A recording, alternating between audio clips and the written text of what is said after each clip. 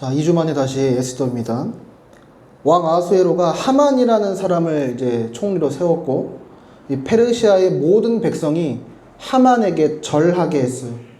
근데 유일하게 절하지 않던 사람이 에스더의 사촌 모르드게였습니다. 이 모르드게의 반항은 신앙적인 이유였다기보다는 개인적인 혹은 민족적인 악감정 때문이었어요. 하지만 이 모르드게의 선택은 이 유다 민족 전체를 위험에 빠뜨리게 됩니다. 하만도 자신에게 절하지 않는 모르드게가 괘씸했고 그와 그의 민족 전체를 말살하려고 하죠. 왕에게 조서와 왕의 인장반지를 받아와서 또 제비뽑기를 통해서 그 거사를 치를 날까지 이제 받아놨어요. 근데 아무런 사실도 모른 채 그저 왕비로만 살아가던 에스더를 이제 일깨우는 한마디를 모르드게가 남기죠. 네가 왕후의 자리를 얻은 것이 이때를 위함이 아닌지 누가 알겠느냐. 그리고 각성한 에스더가 죽으면 죽으리라 라는 말로 화답합니다. 그리고 모든 유다인에게 자신을 위해 금식하며 기도하게 해요. 자, 우리가 에스더 이 설교 시리즈를 시작할 때부터 말했지만 이 에스더서는 하나님의 섭리에 대해 아주 집요하게 강조해서 보여줍니다. 그럼 에스더서의 특징이 뭐였죠? 이 에스더서에는 하나님이나 어떤 신앙적인 뉘앙스가 하나도 없어요. 아마 이런 것들을 겉으로 표현할 수 없을 정도로 어려움과 핍박을 받았던 시기에 이 에스더서가 쓰였기 때문일 거예요. 근데 그렇다고 해서 이 에스더가 전혀 신앙적이지 않은 건 아니죠. 오히려 우리는 에스더를 읽으면서 하나님을 더 깊이 알아가게 됩니다. 그분이 자신의 백성을 어떻게 보호하시며 그들을 어떻게 구원하시고 다스리시는지 그 하나님의 보이지 않지만 강력한 손길을 더 풍성하게 깨닫게 해주는 거죠. 그래서 오늘은 우리 이제 세 가지로 나눠서 하나님의 섭리에 대해 살펴보려고 합니다. 첫째는 하나님의 섭리의 방법, 둘째는 하나님의 섭리의 목적, 그리고 세 번째로 하나님의 섭리의 극치와 확신입니다. 섭리의 방법, 섭리의 목적, 섭리의 극치.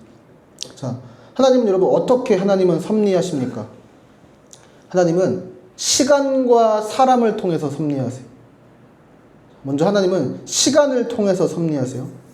5장에 가서 보면 에스더가 이제 큰 맘을 먹고 이제 왕비의 옷도 딱 갖춰 입고 아하수에로 앞으로 나아갑니다. 자기가 죽을지도 모르는 그런 상황에 여러분 에스더의 마음이 어땠을까요?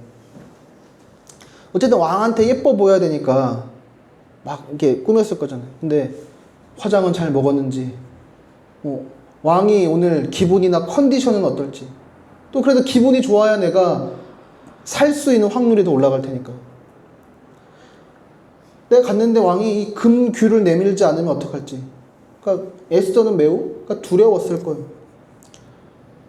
그런데 한 달 동안 한 번도 에스더를 찾지 않은 사람 치고 아하수에로가 매우 놀라운 반응을 합니다. 2절 3절 해보세요. 왕후 에스더가 뜰에 선 것을 본즉 매우 사랑스러움으로 손에 잡았던 금규를 내미니 에스더가 가까이 가서 금규 끝을 만진지라 왕이 이르되 왕후 에스더여 그대의 소원이 무엇이며 요구가 무엇이냐 나라의 절반이라도 그대에게 주겠노라 하니. 아마 에스더는 하나님이 역사하고 계심을 매우 강력하게 느끼지 않았을까요? 사실 왕의 이런 반응은 불가능한 일이거든요. 옛다 하고 그냥 받아준 정도가 아니라 에스더를 너무 좋아하는 거예요.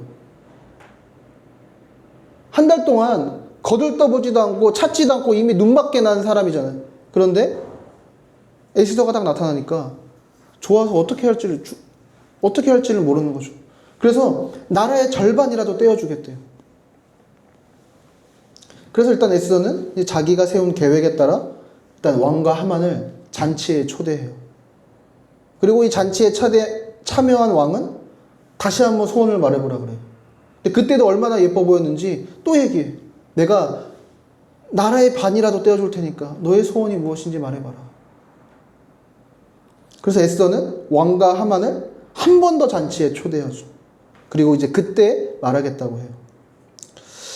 이렇게 이런 일들이 이루어지는 것을 보면 제가 에스더였다면 이제 됐다. 우리 살았다라고 생각했을 것 같아요. 왜냐하면 모든 일이 너무 순조롭게 풀리는 것 같으니까. 근데 여러분 에스더가 모르는 일이 있었어요. 에스더가 왕과 하만을 두 번째 잔치로 초대한 그날 저녁, 그러니까 잔치 전날 밤이죠. 그때 하만은 모르드게 때문에 다시 한번 또 분노해요. 하만이 지나가는데 여전히 모르드게는 그냥 목을 빳빳하게 들고 서 있어요. 그래서 하만이 결심합니다. 그러니까 유다 민족을 말살하기 전에 내가 저놈부터 내가 죽이겠다. 그리고 자신의 사람들과 이제 작당 모의를 하는 거죠. 5장 13절 14절이에요. 그러나 유다 사람 모르드게가 대궐문에 앉은 것을 보는 동안에는 이 모든 일이 만족하지 아니하는도다 하니 그의 아내 세레스와 모든 친구들이 이르되 높이가 50규빗 되는 한 22m 정도 되는 거래요. 50규빗 되는 나무를 세우고 내일 왕에게 모르드게를 그 나무에 매달기를 구하고 왕과 함께 즐거이 잔치에 가소서 하니 하만이 그 말을 좋게 여기고 명령하여 나무를 세우니라. 에스더는 일이 잘 풀리고 있구나 라고 생각했을지도 모르겠어요. 그런데 이대로 가다간 에스더가 자기의 소원을 입 밖으로 꺼내보기도 전에 모르드게부터 죽게 생겼습니다. 자, 여러분 우리에게 이렇게 적용해 봅시다. 우리 모두는 저마다 세운 인생의 계획들이 있을 거예요. 뭐 몇 살에는 뭐 하고 언제 뭘 하고 뭐 이런 계획일 수도 있겠고, 뭐 취업에 대한 계획, 뭐 결혼이든 뭐 독신이든 뭐 자기 뭐 자녀 출산이든 뭐 이런 것들에 대한 뭐 계획들이 다 있을 거예요. 그 기생충에서 송강호의 대사처럼 아들아 너는 계획이 다 있구나. 그것처럼 우리 저마다의 계획들이 있겠죠. 그래서 누군가는 내가 세운 어떤 인생의 계획대로 막 착착착 이루어져 가고 있는 것처럼 보이는 것 같기도 합니다. 그런데 동시에 우리가 세운 계획이 계획대로 이루어져 가는 것 같아 보이는 순간에도 우리는 우리가 전혀 예상할 수 없는 일들을 마주하게 돼요. 그러니까 내가 통제할 수 없는 문제들이 곳곳에서 쏟아집니다. 사실 우리는 한 치 앞을 볼 수 없어요. 당장 내일은커녕 5분 뒤도 알 수 없어요. 우리는 그러니까 내 시간도 내 계획도 다 통제할 수 없습니다. 여러분 우리가 우리 스스로에게 한번 질문해 봅시다. 그런데 저와 여러분은 그러니까 내가 내 인생을 통제할 수 없다는 것, 내가 내 계획을 다 내 뜻대로 통제할 수 없다는 이 사실을 받아들이고 있습니까? 우리가 기독교인이 아니라면 우리가 통제할 수 없는 시간과 사건들이 있다는 게 나를 너무 두렵고 불안하게 만들 거예요. 우리가 살아가는 이 세상을 보세요. 사람들이 왜 그토록 돈을 갖고, 왜 그토록 높이 올라가고, 왜 그토록 많이 알고 많이 경험해 보려고 할까요? 내가 통제할 수 없는 영역을 최대한 줄여보기 위해서요. 이 정도 돈은 있어야, 이 정도 힘은 가지고 있어야, 이 정도 인맥, 이 정도 경험과 지식은 있어야 무슨 일이 닥쳐도 내가 다 통제할 수 있다고 믿는 거죠. 뭐 그런 얘기들 하잖아요. 결혼 전에 같이 살아봐야 알 수 있다고. 내가 할 수 있는 리스크들을 내가 다 줄일 수 있다고. 그럼 살아보면 알까요? 그렇지 않다는 거죠. 내가 아무리 많이 알고 있고 내가 아무리 많이 갖고 있다고 한들 그것이 다 해결될 수 있을까요? 물론 기독교인이라고 해서 불안이나 두려움이 다 사라지는 건 아니죠. 당장 한 치 앞도 보이지 않아서 늘 염려하고 두려워하는, 또 저를 보면 알 수도 있죠. 여전히 우리 역시도 불안하고 두렵습니다. 그런데 우리에게 다른 점이 있다면 우리는 그 불안과 두려움이 우리를 다 완전히 잠식해 버릴 수는 없어요. 왜요? 우리에게는 하나님의 섭리에 대한 믿음이 있기 때문이죠. 하나님의 섭리란 무엇입니까? 섭리가 뭘까요? 우리 신앙의 선배들은 이렇게 설명합니다. 웨스트민스터 신앙고백서 5장 이 섭리에 관하여 1항이에요. 만물의 위대하신 창조자 하나님은 그분의 지혜와 권능과 공의와 선하심과 자비하심의 영광을 찬양하게 하시기 위해 그분의 오류 없는 미리하심과 자유롭고 불변하는 그분의 뜻의 경륜을 따라 그분의 지극히 지혜롭고 거룩한 섭리로 말미암아 지극히 큰 것부터 가장 작은 것에 이르기까지 모든 피조물과 그 행위와 일들을 보존하시고 지시하시며 처리하시고 다스리십니다. 또 이 항에 보면 그러니까 미리 하심과 그분의 작정에 관한 한 제1원인이신 가장 1원인이신 하나님은 모든 일이 불변하고 오류 없이 일어나게 하셨습니다. 그럼에도 동일한 섭리로 제2원인인 원인들의 본성에 따라 이 제2원인이 누구냐면 저와 여러분, 사람들, 어떤 사건, 어떤 시간 같은 것들이죠. 그 제2원인들의 본성에 따라 하나님은 그 모든 일을 필연적으로 그러니까 자유롭게 또는 우연히 일어나도록 정하셨습니다. 우리가 하나님의 섭리를 신뢰할 때 섭리는 우리가 통제할 수 있다는 환상을 내려놓게 합니다. 동시에 섭리는 우리가 통제할 수 없는 것에 대한 소망도 품게 해요. 유한하고 죄인인 우리는 할 수 없는 그것들을 하나님은 하십니다. 우리가 예측하지도 못할 그 시간의 일을 하나님은 다 알고 계세요. 그리고 전능하신 그분의 능력으로 반드시 이루십니다. 하루하루 살아갈 날들이 불안하고 두려울 때가 있습니까? 그럼 하나님의 섭리를 믿으십시오. 하나님이 당신의 그 지혜로운 뜻에 따라 전능하신 능력에 따라 모든 것을 다스리시고 지키시고 보호하신다는 그 사실을 믿읍시다. 하나님은 그 시간, 그 상황을 사용하셔서 우리를 다스리시고 보호하십니다.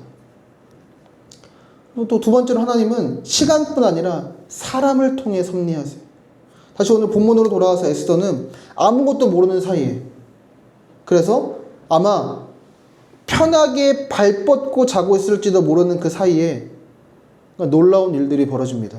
에스더 6장 1절이 그날 밤에 왕이 잠이 오지 아니하므로 명령하여 역대일기를 가져다가 자기 앞에서 읽히더니 그날 밤이 언제예요? 하만이 모르드게를 죽이려고 작당 모의하고 있던 그날 밤이에요. 근데 하필 아하수에로는 잠이 안 와요.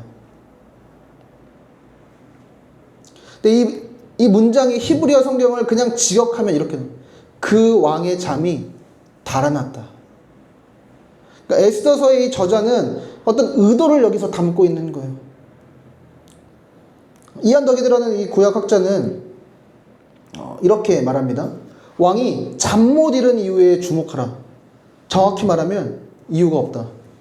하나님이 주신 꿈으로 인해 중요한 순간에 깨어있던 느부갓네살이나 사자굴에 던져진 다니엘에 대한 걱정으로 한숨도 자지 못한 다리오와 달리 아하수에로는 아무 이유 없이 잠이 오지 않았다.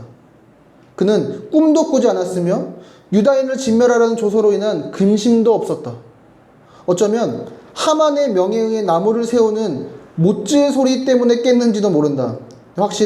이것은 확실히 그냥 적절한 아이러니로 가득한 장에 적합한 아이러니가 될 수는 있겠지만 그러니까 본문 자체는 아하수에로의 불면에 대한 이유를 제시하지 않는다.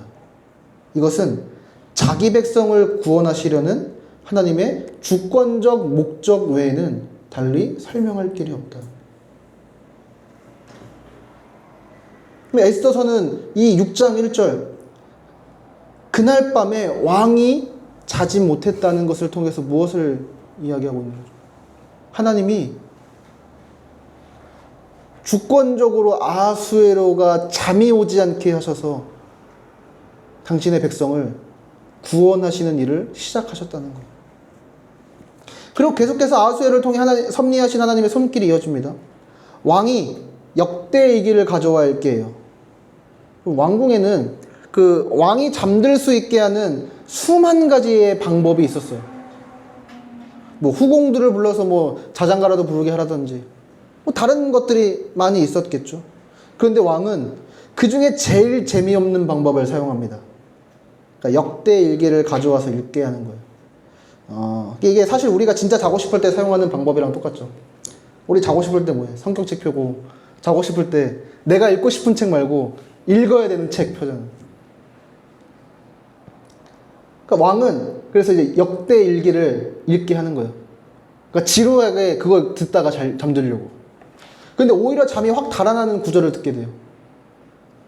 이게 에스더 2장 후반부에 나왔던 내용인데, 그러니까 왕의 내시들이요, 왕을 죽이려고 음모를 꾸미고 있었는데 하필 마침 모르드게가 그걸 우연히 듣게 된 거예요.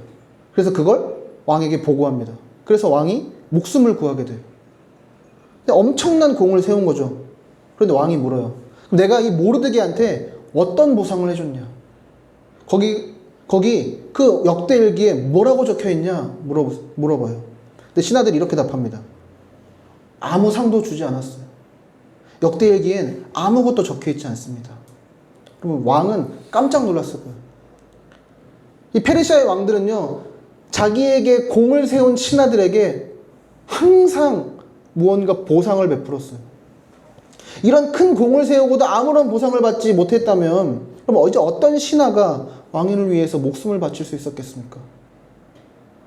아하수에로는 모르드게에게 지금 당장이라도 보상을 해줘야겠다고 생각해. 여러분, 근데 문제가 뭔지 아세요? 아하수에로는 이렇게 큰 나라와 힘을 가지고 있었고, 그리고 막 그걸 사람들한테 보여주고 자랑하는데 환장한 왕이었지만, 근데 아이러니하게 스스로 아무것도 결정할 수 없는, 그러니까 결정할 수 있는 지혜나 용기 같은 건 또 없어요. 1장에서 왕후를 내보낼 때도 자기가 딱 결정하는 게 아니에요. 어떻게 해요? 신하들한테 하나하나 다 물어요. 내가 어떻게 해야 되냐? 내가 어떻게 해야 되냐?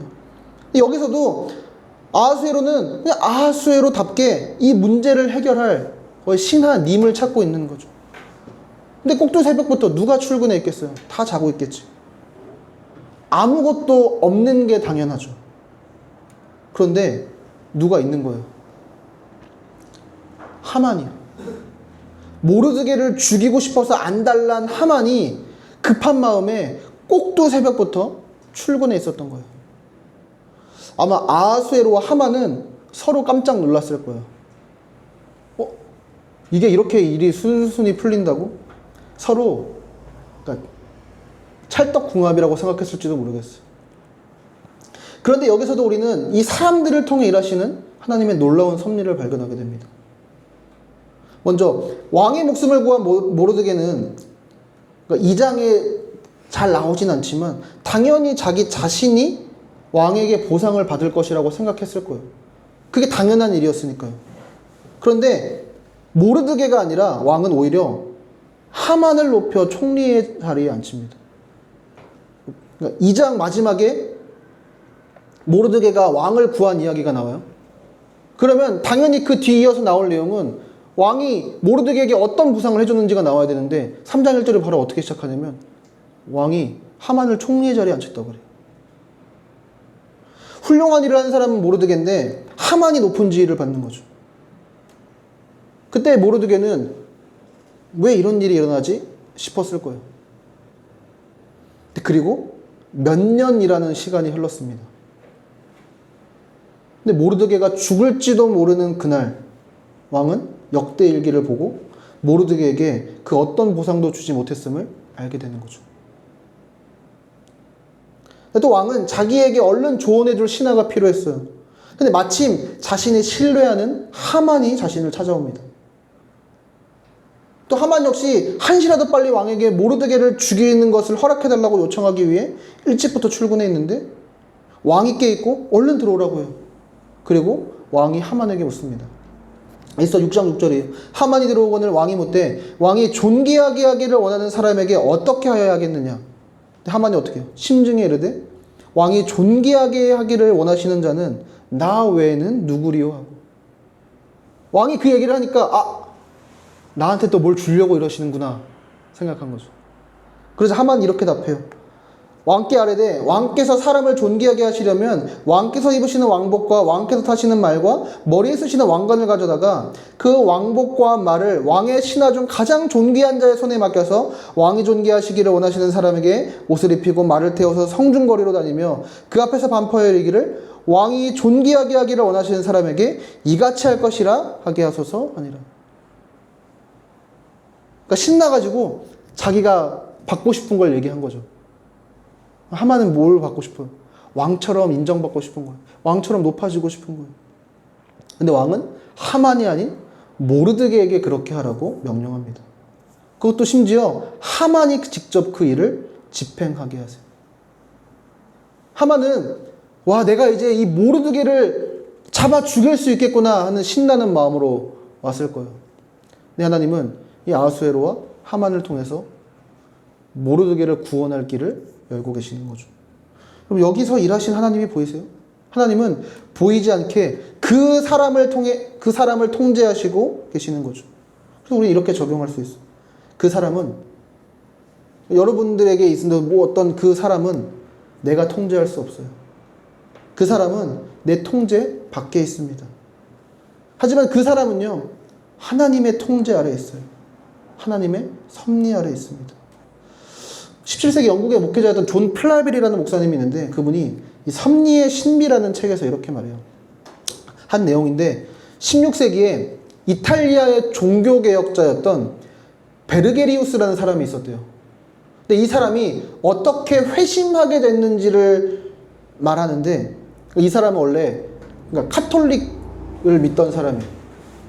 근데 이 개신교가 나쁘다는 것을 반박하기 위해서 개신교의 책을 읽다가 이게 맞는 거야. 그러다가 회심하게 됐다는 거죠. 책에서 이렇게 얘기해요. 추기경들의 행태에 대하여 의구심에 들자 자신의 그런 의심을 속죄하고자 하는 의도로 독일의 배교자들, 그러니까 즉 종교개혁자들을 공격하는 책을 쓰기로 이 베르게리우스가 이제 결심했어요. 그래서 그들을 반박하기 위한 의도로 개신교 책들을 읽어내려가면서 그는 그 논증이 옳다는 것을 깨닫게 되어서 그리스도께로 회심하게 되었다고 합니다. 그가 그렇게 진리를 깨닫고서 자신과 마찬가지로 열렬한 교황주의자였던 자신의 형제에게 그 깨달음을 전해주었을 때 그 형제는 처음에는 베르게리우스가 이상하게 된 것을 통탄스럽게 여기고 다시 그를 제자리로 돌려놓으려고 했지만 개신교의 논증들을 잘 헤아려 보라는 그의 부탁을 듣고서는 곰곰이 살펴보다가 결국에는 그도 똑같이 회심을 하게 되었고, 이렇게 해서 두 사람은 그리스도의 피로 말미암아 하나님의 거저 주신 은혜를 통해서 의롭다 하심을 얻는 복음의 가르침을 받아들이게 되었다고 합니다.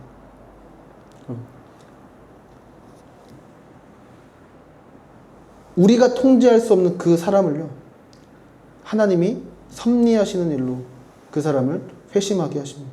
그 사람을 돌이키시는 거죠. 우리가 하나님의 섭리를 믿을 때 내 뜻대로 통제되지 않는 사람 때문에 우리는 좌절하지 않을 수 있습니다. 무너지지 않을 수 있어요. 내 직장 상사, 상사뿐인가요? 내 직장 동료와 후배도 있죠. 내 부모, 내 배우자, 내 형제 자녀, 자녀 다 통제할 수 없습니다. 통제라는 말이 너무 세다면 그 사람을 내가 움직인다거나 그 사람을 이해시킨다거나 설득시킨다고 해도 돼. 우리는 다 할 수 없는 거죠. 하지만 하나님은 하십니다. 하나님은 통제할 수 없는 그 사람을 다스리십니다. 그리고 한 가지만 더 보면요, 하나님은 그 사람뿐 아니라, 그러니까 이 사람, 나를 통해서도 섭리하세요. 오늘 이제 설교가 하나님이 섭리하시니까 나는 아무것도 안 해도 돼 라고 말하는 게 아니에요. 하나님은 나의 성실, 나의 순종을 사용하셔서 일하십니다. 여러분, 에스더는요, 하만이 꾸미고 있는 전략을 미처 몰랐지만 에스더 역시 자기 자리에서 최선을 다해 순종하고 있었어요. 왕 앞에 나갔을 때 에스더는요, 그냥 바로 나 유대인이고 하만이 우리 민족을 말살시키려고 하니까 저것 좀 처리해 주세요 라고 말할 수 있었겠지만 그건 너무 무모한 일이었어요. 왜냐하면 법을 바꾸는 일이기 때문에. 심지어 왕의 인장을 줘서 찍게 만든 그 법을 바꾸는 일이기 때문이죠. 그러니까 함부로 쉽게 할 수 있는 일이 아니에요. 그냥 내가 아무렇게나 다 해놓으면 하나님이 다 알아서 하실 거야가 아닌 거죠. 에스더는 왕이 자신의 말을 지킬 수밖에 없게 만들기 위해서 조금씩 천천히 빌드업해 가고 있는 거예요. 이한덕기도가 이렇게 설명합니다. 우리가 사는 세상에서 하나님의 섭리는 이렇게 전개된다. 그것은 우리의 소원이나 성향, 그것이 악하든 선하든 그것과 무관하게 전개되는 것이 아니라 현재 우리의 모습이 그대로 반영되는 방식으로 전개된다. 한 어린 소녀가 이렇게 물었다. 하나님이 모든 것을 주관하신다는 것은 우리가 인형의 집에서 인형을 가지고 놀듯이 우리를 마음대로 하신다는 뜻인가요? 대답은 그렇다와 아니다가 공존한다. 하나님이 모든 것을 주관하시고 자신의 영광과 우리의 유익을 위해 자신의 거룩한 뜻대로 하신다는 점에서는 그렇다. 그러나 한편으로 우리는 정확히 우리의 생각과 뜻대로 행한다. 그러니까 저와 여러분이 나는 원래 이렇게 생각하는데 갑자기 내 생각과 다르게 막 내 몸이 반대로 움직이거나 이런 경험을 하지 않잖아요. 다 우리가 생각한 대로 움직인다는 거죠. 하나님의 주권은 우리의 행동에 대한 자유와 책임이 영향을 받지 않는 방식으로 작동하지만 그럼에도 불구하고 결과적으로는 하나님이 처음부터 생각하신 뜻과 일치하는 방향으로 간다. 더기도가 이렇게 말하는 거죠. 그러니까 우리 위에서 우리를 지키시고 보호하시고 인도하시는 하나님을 신뢰합시다. 그분의 섭리를 확신합시다. 그리고 그 자리에서, 그러니까 우리의 직장에서, 우리의 가정에서, 우리가 만나는 모든 관계 속에서 성실하게 순종합시다. 이제 중요한 질문을 해보는 거죠. 자, 그래 하나님이 다스리신다는 건 알겠는데 하나님이 섭리하셔서 이루시려는 게 뭔데? 이제 두 번째로 넘어간 거예요. 하나님의 섭리의 목적이 무엇입니까? 오늘 본문 6장 10절 11절을 봅시다. 우리 같이 한번 읽어볼까요? 이에 왕이 하만에게 이르되 너를 내 말대로 속히 왕복과 말을 하다가 그걸 보내는즉 유다 사람 모르드게에게 하되 무릇 내가 말한 것에서 조금도 빠짐이 없이 하라. 하만이 왕복과 말을 가져다가 모르드게에게 옷을 입히고 말을 태워 성중 거리로 다니며 반포하되 왕이 존귀하게 하시기를 원하는 사람에게는 이같이 할 것이니라 하니라. 우리의 참되고 진정한 왕이신 하나님이 그럼 무엇을 하려고 하십니까? 우리를 존귀하게 만들려고 하세요. 우리에게 하나님 당신의 왕복과 왕관, 존귀와 영광을 받게 하려고 하십니다. 하나님 그분과 더 깊어지는, 그러니까 그분의 자녀, 그러니까 왕의 자녀, 왕자와 공주가 되게 하려고 하시는 것입니다. 그리고 사실 그것이, 그러니까 즉 높아지고 인정받고 사랑받는 것이 우리가, 그리고 그 모든 사람이 그토록 바라던 것이 아닙니까? 하만이 왜 왕에게 그런 요청들을 했나요? 하만이 왜 모르드게를 죽이려고 했습니까? 그러니까 민족을 다 말살시켜버리겠다는 조서를 내렸으면 자기한테 와서 무릎 꿇고 잘못했다고 빌 줄 알았어요. 그런데 아직도 고개 빳빳하게 들고 있는 그 꼴을 보니까요, 열이 받는 거예요. 그러니까 하만이 받고 싶은 것은 뭐예요? 결국 인정과 존경, 힘이었던 거죠. 또 하만이 왜 왕에게 존귀하게 여기고 싶은 사람에게 왕의 옷, 왕의 왕관, 왕의 말을 태우라고 했습니까? 그러니까 자신이 왕처럼 받아들여지고 싶었던 거죠. 힘과 권력을 갖고 싶었던 거죠. 그런데 왜 우리 모두 다 그렇잖아요. 여러분, 하나님의 섭리보다, 그분이 우리를 다스리시고 인도하신다는 것보다 내가 통제할 수 있는 것, 내가 통제해야 된다고 믿는 것에 우리가 더 매달리는 이유가 뭐예요? 높아지려고요. 받아들여주려고요. 사랑받으려고요. 근데 우리는 그것을 해결할 수 없어요. 다 통제할 수 없고요. 우리가 어느 정도 뭐 조절하고 통제한다고 한들 우리는 원하는 만큼 높아질 수도, 받아들여질 수도, 사랑받을 수도 없어요. 잘 풀리는 것 같다 보이는 것이 계속되어도 우리는 근심만 쌓여가게 될 것입니다. 그럼 하만이 어떤 사람이냐면요, 이 당시에 전 세계에서 가장 강력한 나라 페르시아의 2인자였어요. 어떤 면에서 이 하만보다 높은 사람은 아수에로밖에 없었어요. 근데 그런 자리에 앉아 있어도 하만은 계속해서 근심하고 분노합니다. 근데 하나님이 그분의 섭리로 하시려는 것이 뭐냐면 우리를 높이시고 우리를 인정하시고 우리를 사랑하시는 거예요. 우리가 그토록 그것을 갖고 싶어서 발버둥 치고 모든 것을 통제해 보려고 하지만 그것이 아니라 우리가 하나님의 섭리하심을 인정하고 받아들일 때 그분이 우리에게 주고 싶은 것이 바로 우리가 그토록 원하던 높아지고 인정받고 사랑받는 거라는 거죠. 그럼 모르드게는 아하수에로의 왕관을 받았을 뿐이지만 하나님께서는 우리에게 그분의 면류관을 주십니다. 모르드게는 아하수에로가 주는 존귀함을 받지만 우리는 존귀하신 하나님 그 자체를 받습니다. 모르드게는 아하수에로의 옷을 입지만 우리는 그리스도를 옷으로 입어요. 우리의 옷으로 입어요. 그리스도가 우리와 연합하셔서 우리의 옷, 우리의 모든 것이 되셨기 때문입니다. 하만은 모르드게를 말에 태우고 다니면서 억지로 왕이 존귀하게 여기는 자는 이같이 할 것이다 라고 말했지만 우리 그리스도께서는 온 세상에 우리를 이는 내 사랑하는 신부고 내가 가장 사랑하는 내 친구요 내 형제라고 외치실 거예요. 누구보다 기쁘고 행복하게. 그럼 우리는 이 하나님의 섭리를 어떻게 확신할 수 있습니까?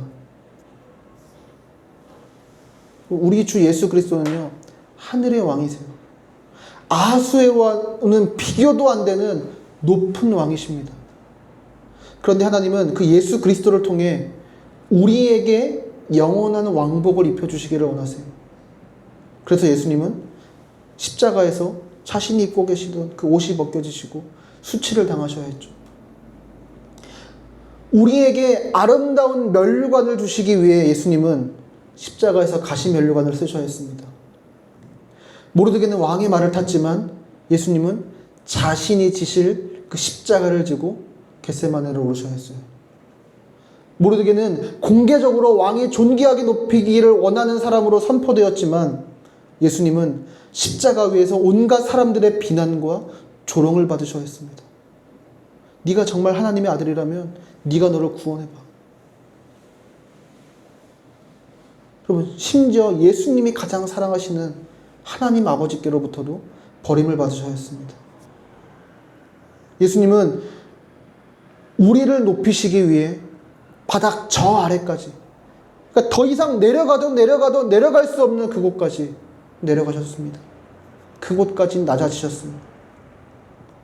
하나님이 우리를 이렇게까지 사랑하신다는 사실을 깨달을 때 우리는 반드시 우리를 책임지시고 끝까지 다스리시는 하나님의 섭리를 신뢰할 수 있습니다. 그리고 또한 우리는 그리스도께서 받으신 미래, 그러니까 하나님께서 그리스도께 하신 궁극적인 편결, 부활시키셔서 영광과 존귀로 관세시키시고 모든 무릎이 그리스도 앞에 무릎을 꿇게 하신 그 결과를 통해 우리가 영원히 누릴 결과를 기대할 수 있어요. 빌립보서 2장 9절 11절은 이렇게 말하죠. 이러므로 하나님이 그를 지극히 높여 모든 이름 위에 뛰어난 이름을 주사 하늘에 있는 자들과 땅에 있는 자들과 땅 아래에 있는 자들로 모든 무릎을 예수의 이름에 꿇게 하시고 모든 입으로 예수 그리스도를 주라 시인하여 하나님 아버지께 영광을 돌리게 하셨느니라. 그리고 고린도전서 15장은 이렇게 말하죠. 그 예수님이 부활한 자들의 첫 열매가 되셨다고요. 예수님이 궁극적으로 받으신 그 결과가 우리가 영원토록 받게 될 그 결과라고요. 여러분, 사도 바울이 로마서 8장 28절에서 했던 그 말씀을 우리 신뢰합시다. 우리가 알거니와 하나님을 사랑하는 자 곧 그의 뜻대로 부르심을 입은 자들에게는 모든 것이 합력하여 선을 이루느니라. 우리가 하나님의 이 섭리를 신뢰할 때요, 우리는 한편으로는 겸손해집니다. 그러니까 내가 통제할 수 없는 것들이 있음을 우리는 인정하게 되니까 우리는 겸손해져요. 동시에 우리는 기쁨을 배우고 누리게 됩니다. 왜요? 우리가 통제할 수 없는 그것을 하나님은 통제하시거든요. 우리를 위해서. 신학자 폴 트리비엄 이렇게 말합니다. 요컨대 하나님의 주권은 우리를 아주 겸손하게 한다. 겸손한 마음은 예배하는 마음이고 감사하는 마음이다. 또 겸손한 마음은 순종하는 마음이고 사랑하며 섬기는 마음이다.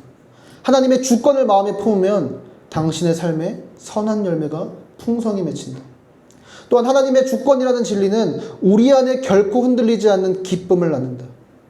우리가 살아가는 세상은 냉담한 우연과 혼돈의 장이 아니다.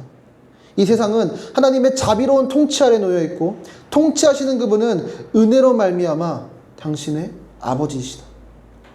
이 사실을 아는 것보다 더 큰 위안과 기쁨을 주는 일은 별로 없다. 어디를 가든 당신의 아버지가 다스리신다. 삶에 무슨 일이 닥치든 당신의 아버지가 다스리신다. 다스리시는 아버지가 또한 당신의 기도를 들으신다. 놀라운 은혜로 그분은 능력과 권한을 행사하여 당신이 잘 되게 하신다. 여러분, 그럴 때 우리는 그리고 다윗처럼 이렇게 고백할 수 있습니다. 우리 같이 한번 시편 4편 8절 읽어볼까요? 내가 평안히 눕고 자기도 하리니 나를 안전하게 살게 하시는 이는 오직 여호와시니라. 우리가 왜 밤에 잠을 못 자나요? 불안하니까. 내가 통제할 수 없는 일들이 나를 덮칠까봐 불안하니까. 다윗이 이렇게 고백해요. 내가 편히 자고 일어날 수 있는 이유는 하나님이 나를 보호하시고 하나님이 나를 인도하시기 때문에. 그분의 섭리를 굳게 믿으며 그래서 그 기쁨과 안식을 누릴 수 있는 우리 모두가 되기를 소망합니다. 우리 이 시간 함께 찬양합시다. 날 향한 계획 우리 함께 찬양합시다.